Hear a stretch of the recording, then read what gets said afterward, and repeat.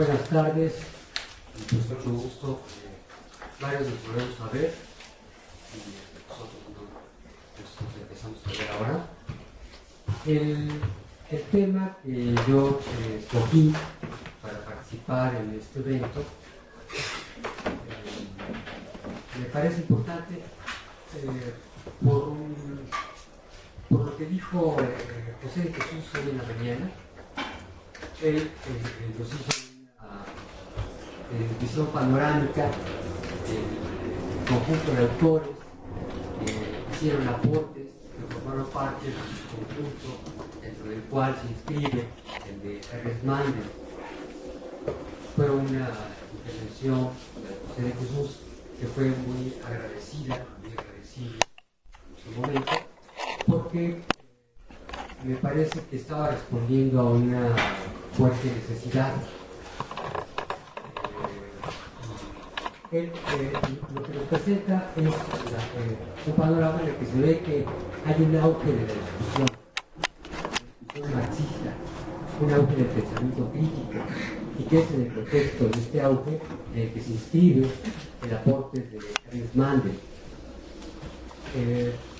Esta discusión en auge hace 40 años se daba en una coyuntura muy diferente de la que ocurre actualmente. Estábamos justamente llegando al final del auge económico capitalista de la posguerra. Además, estamos todavía en medio de un auge, de un apogeo de las luchas sociales y sobre todo del movimiento obrero. Está en esa época muy reciente todavía la oleada ya de movilizaciones estudiantiles que recorren todo el planeta.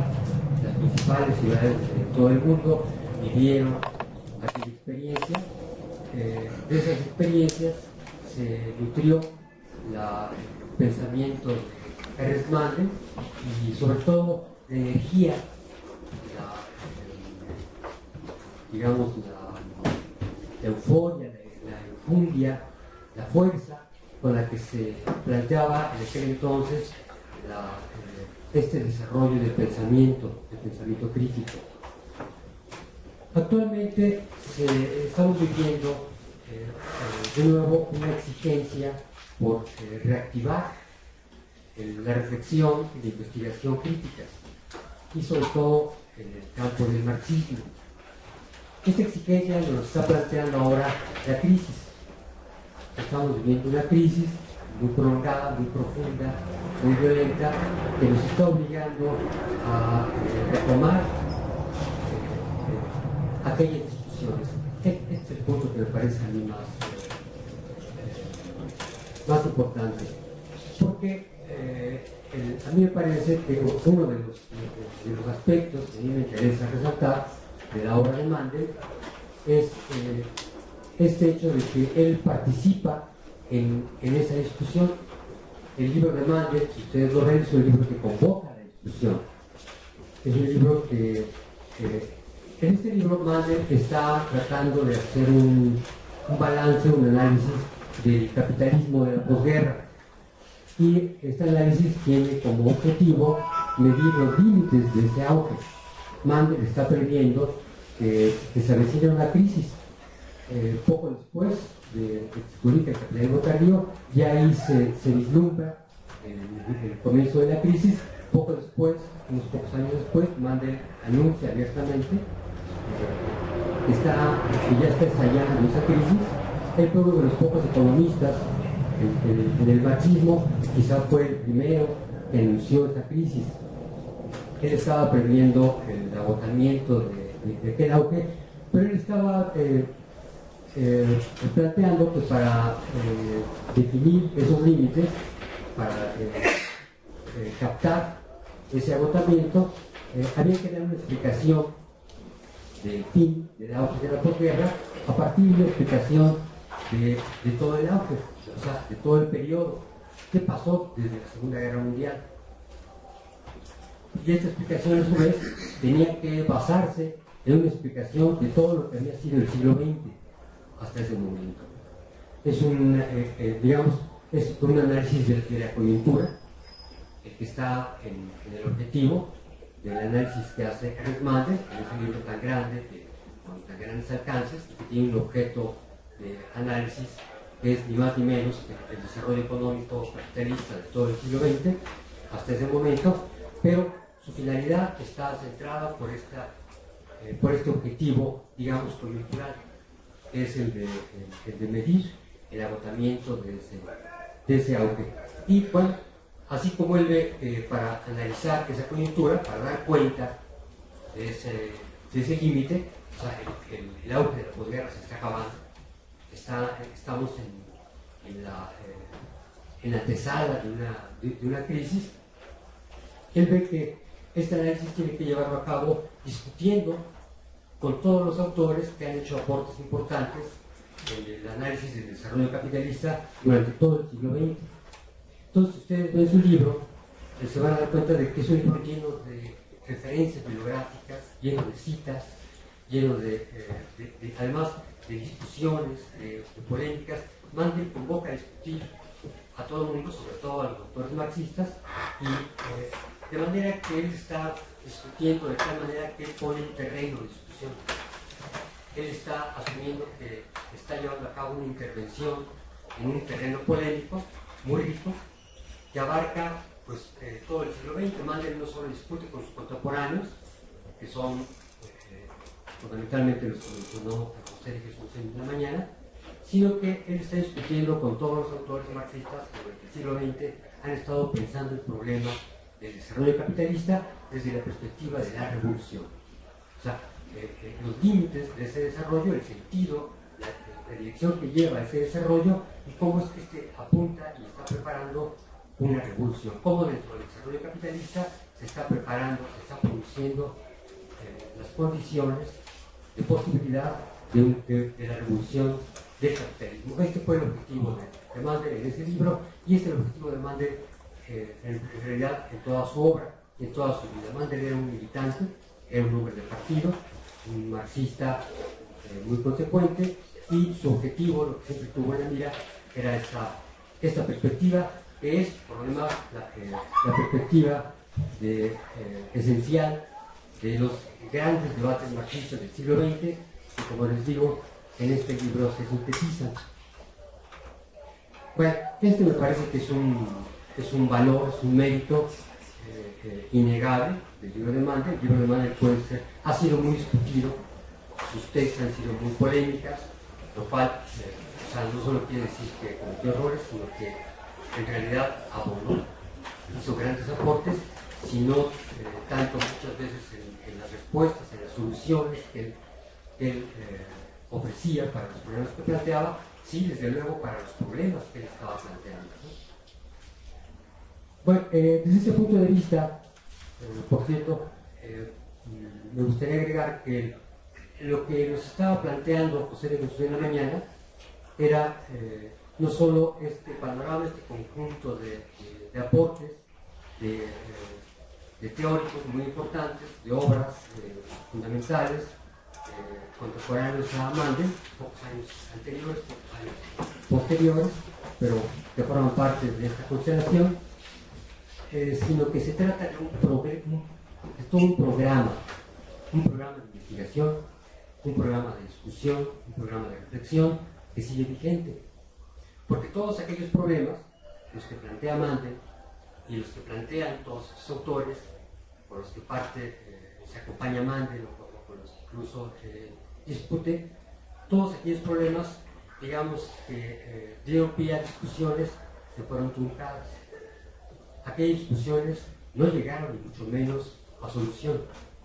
No fueron debates que se hayan continuado. Más bien, pues, relativamente poco tiempo después, ya a fines de los años 70, principios de los 80, con el reflujo que viene como consecuencia de la crisis del 82 y de la depresión que acompaña a la caída de los movimientos sociales, del movimiento obrero, y desde luego que se va a reflejar en la caída de los salarios, prácticamente reales, de todo el mundo. Hay una pérdida de perspectiva, una pérdida de visión que va a tener el efecto de abortar, digamos así, o de callar, o de simplemente abandonar todas aquellas discusiones. Pero en verdad ese fue un periodo de florecimiento del pensamiento crítico, que les digo, simplemente fue acallado, que fue interrumpido.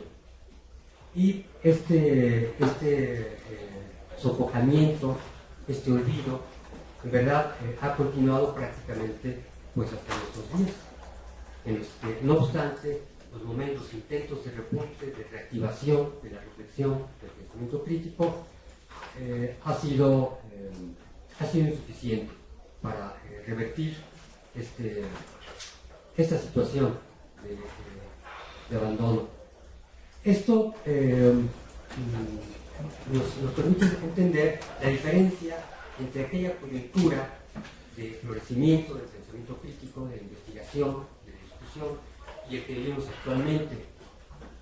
Quisiera poner un ejemplo, para empezar. Actualmente hay un libro muy importante, una de las grandes aportes, de las grandes reflexiones y de los grandes intentos de pensar justamente este mismo periodo que realiza Mandel, es el de Robert Brenner, en su libro La economía mundial y la política financiera. La turbulencia económica y la crisis financiera, de fines del 95, y pronto fue traducido al español. Actualmente contamos con 3 traducciones. Fue un libro que en su momento fue muy celebrado en una introducción que le hace Robin Blackburn, el director de Millet Review. Hace eco de una recomendación de una revista, él nomás dice que es una revista de moda de Estados Unidos, se lo propone, se postula para que le den el premio Nobel de Economía. Robert Brenner se asume como marxista.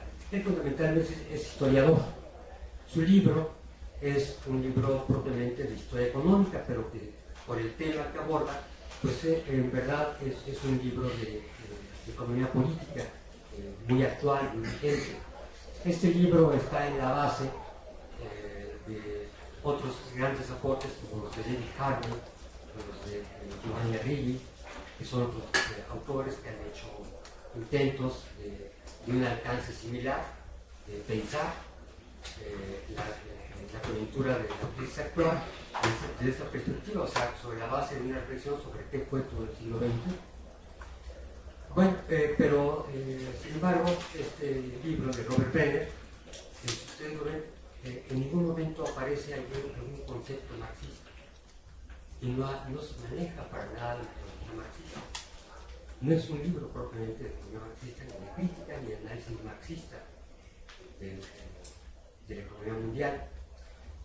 Sin embargo, el libro tiene un aporte. El objetivo principal, digamos, el primer motivo, el primer objetivo de Brenner en este libro es refutar una idea que predominó prácticamente en toda la izquierda en la segunda mitad del siglo XX, que fue una tesis muy importante, muy central en el libro de Mandel, del tardío, acerca del origen de la crisis de 1973-74. Según, como bien nos ilustró, ahora nos recordó Rosarita, un mérito innegable de Mandel fue haber puesto en primer plano la ley de la tendencia creciente de la tasa de ganancia para explicar, en primer lugar, el origen de aquella crisis, y en segundo lugar, todo el periodo del auge de la posguerra. Y posteriormente también esta fue la base para explicar el origen de la crisis de los años 70. Bueno, esta tesis decía que la causa, la causa de la crisis fue la caída de la tasa de ganancia, pero la causa de la caída de la tasa de ganancia, decía, fue la elevación de la tasa de plusvalor, o sea, fue la elevación de los salarios. Otra variante de esa tesis decía que, bueno, no tanto fue la elevación de los salarios, una tesis que empíricamente era difícil demostrar, sino que la causa fue más bien que ocurre una crisis cíclica, esa es bueno, pero la fuerza, la fortaleza que habían adquirido los sindicatos y el movimiento obrero mundial durante el periodo del estado de bienestar, como consecuencia de las políticas keynesianas, le había dado demasiado fuerza al movimiento obrero de los sindicatos, de manera que cuando el capitalismo necesitaba ajustar la tasa de salarios para contestar a la crisis cíclica que estaba comenzando, pues no pudo hacerlo. O sea, en fin de cuentas, la causa de la crisis habría sido la exigencia de los obreros y la fuerza relativa de los obreros para mantener salarios altos, demasiado altos para lo que necesitaba el capital. Los culpables de la crisis son entonces los obreros. Bueno, formulado así, es evidente, pues el beneplácito, como que han de haber recibido esta idea los neoliberales. Pues claro, desde luego, fue así. Por lo tanto, la medicina, la salida de la crisis debe ser deprimir los salarios, destruir la resistencia sindical, destruir los sindicatos, y pues esto que hemos estado viviendo, y sin embargo, aún así, no logra dar salida a la crisis. Milton Friedman. Brenner, claro. Bueno, Brenner lleva a cabo una demostración empírica, rigurosamente empírica, muy exhaustiva, de esta tesis. La refuta completamente y hace un análisis sumamente cuidadoso, sumamente riguroso de la evolución de la economía durante el periodo de posguerra, siguiendo muy puntualmente los cambios en la economía alemana, japonesa y de Estados Unidos. El libro tiene muchos méritos y tiene este que sería su primer aporte, su aporte central, tiene otros méritos, pero digo yo, este no es un libro marxista. Desde luego, me parece que Brenner presta un gran servicio a la izquierda y al movimiento socialista a refutar esta tesis y a darle un vuelco a toda la discusión y a toda la reflexión marxista acerca de las crisis en general y de esta crisis en particular. Y Brenner, además, por los términos en los que plantea él su objeto de estudio, él dice que lo que quiere explicar es, por un lado, el origen de la crisis de los años 70, pero simultáneamente el origen, las causas de la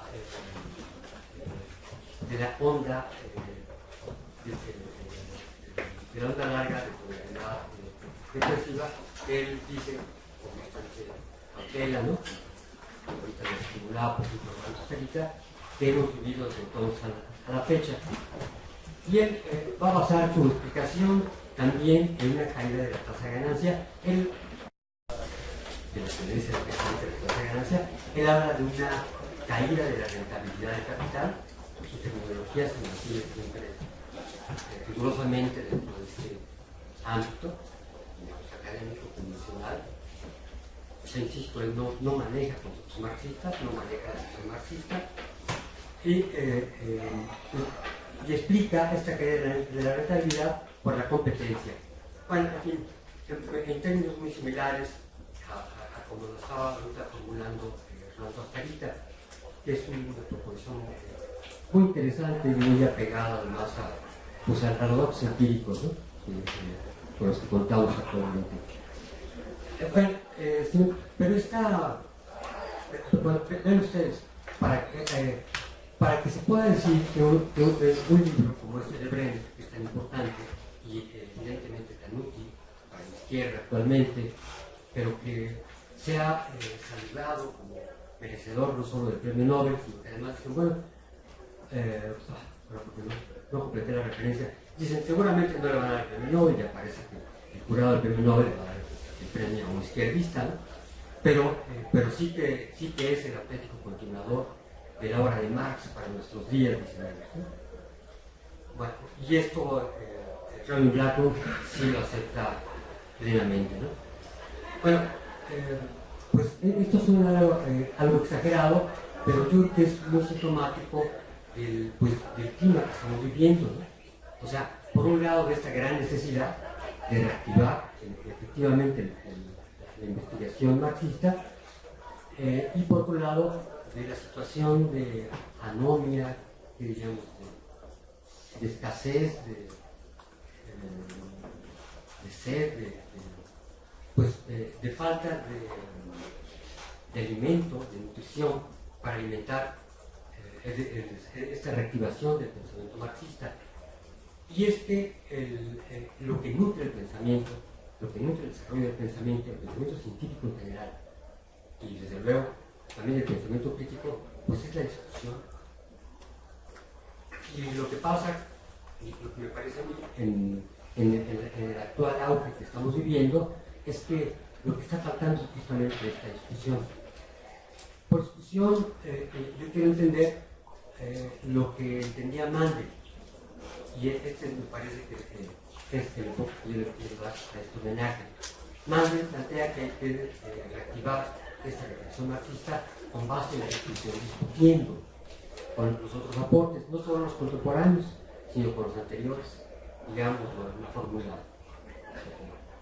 Antes, hay que discutir con los muertos, hay que reactivar la discusión, recuperando críticamente todos los aportes, todos los intentos, todos los problemas que se han planteado, los intentos de solución, y tomar posición con ellos, con todo lo que se ha dicho durante el siglo XX acerca de qué ha sido el capitalismo durante el siglo XX, después de Marx.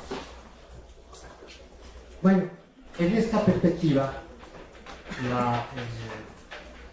de la discusión, la propuesta que nos hace Mandel, hay una discusión especialmente importante, me parece a mí, que se plantea en su libro, que es la que a mí me interesaba centralmente, la que se da entre Mandel y Formatic. Formatic es el autor de la crítica más, pues yo creo que quizás es la más extensa, pero sí es la más profunda, la más incisiva, de Jesús en la mañana. Tiene un largo ensayo de 1972, el mismo año en el que se publica en alemán, que es muy tardío. Matic está publicando su reseña crítica y hace una crítica pues, bastante fuerte. Matic anteriormente había publicado en 68 otra reseña crítica del Tratado de Economía Marxista.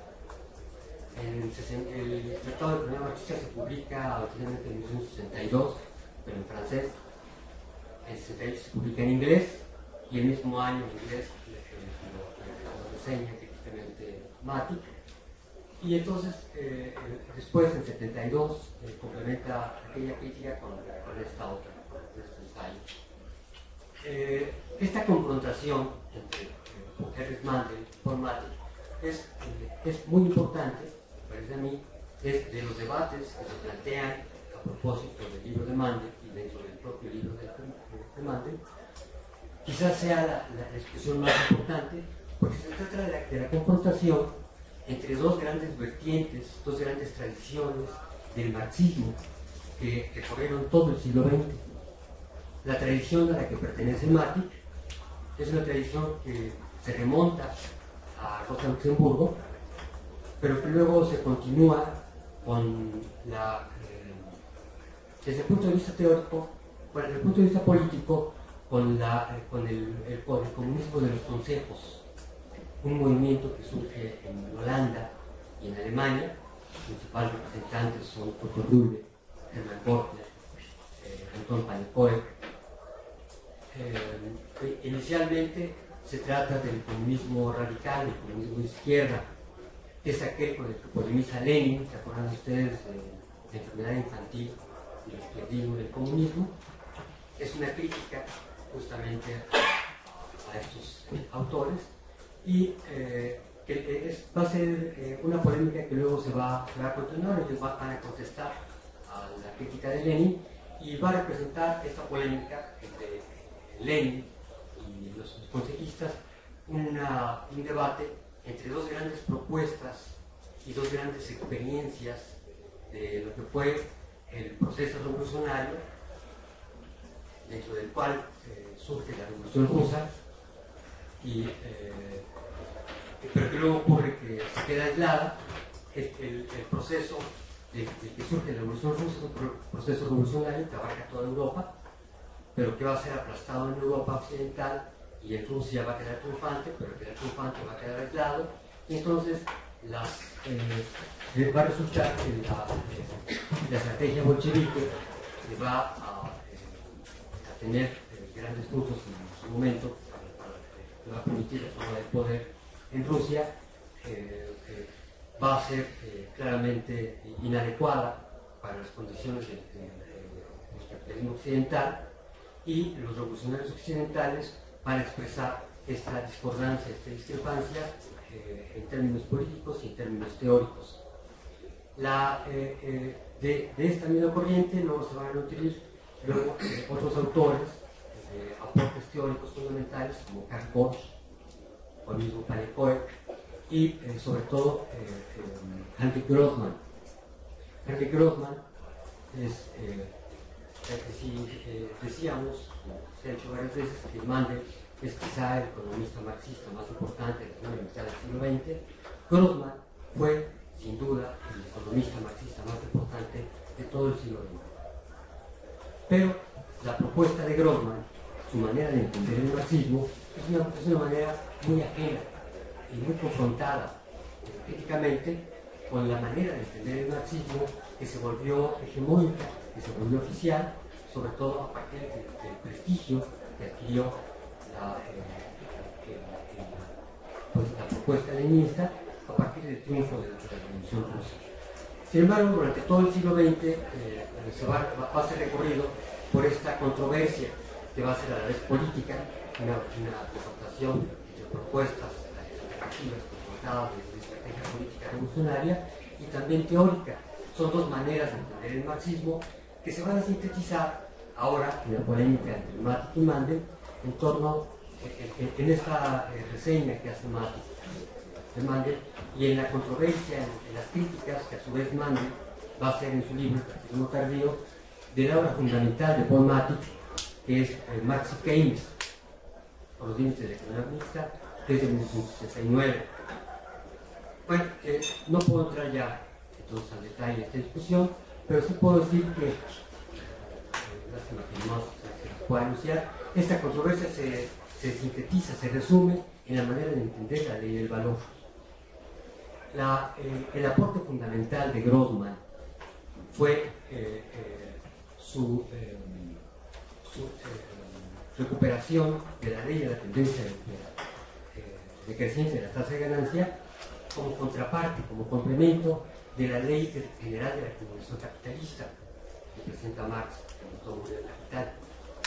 Pero el planteamiento de Grossman, él argumenta que esta ley, para que se entienda como ley, no simplemente como tendencia decreciente de la tasa de ganancia o tendencia de la caída de la rentabilidad, etc., sino como ley propiamente, para darle todo su peso a la noción de ley, hay que conectarla con la ley general de la acumulación capitalista, y esta conexión solo se puede establecer a través de la ley del valor. Es decir, hay que entender estas leyes como síntesis, como momentos culminantes de todo un proceso de argumentación.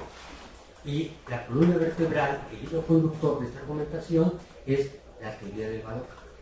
Desde ese punto de vista, la ley de la tendencia decreciente de la tasa de ganancia solo se entiende propiamente como ley si se la plantea como la forma, la modalidad, la forma en que opera la ley del valor en el capitalismo maduro.